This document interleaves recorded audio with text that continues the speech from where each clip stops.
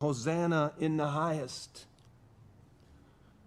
This is why the triumphal entry, as it's called, this is why it's sometimes called Palm Sunday. If you grew up Roman Catholic like me, you went to Palm Sunday Mass and they gave you a little palm branch, which is pretty exotic for Wisconsin. You know, like, what is this, man? The only thing I really remember from going to Mass, you know, I got this cool leaf. I didn't know why, had no clue what it was about. But as we're going to see today, this is probably the most significant day in human history. But this is Palm Sunday, triumphal entry. The idea in verse 8 is that the great multitude spread their clothes on the road like people would be rolling out a red carpet.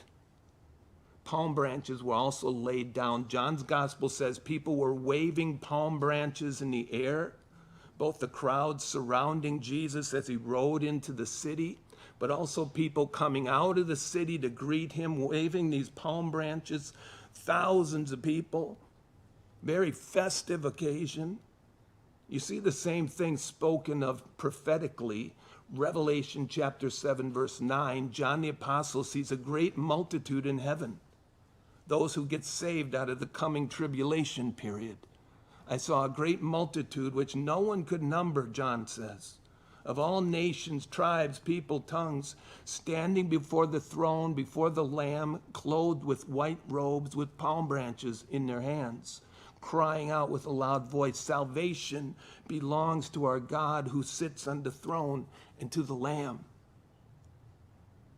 Here the multitudes are crying out the words from a very familiar messianic psalm, Psalm 118.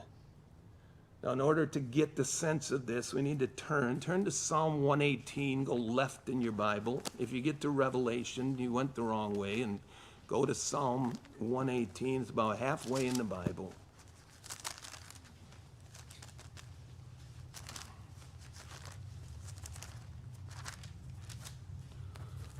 Evidence That Demands a Verdict is a really good book to get if you want to know the almost 200 prophecies that Jesus fulfilled.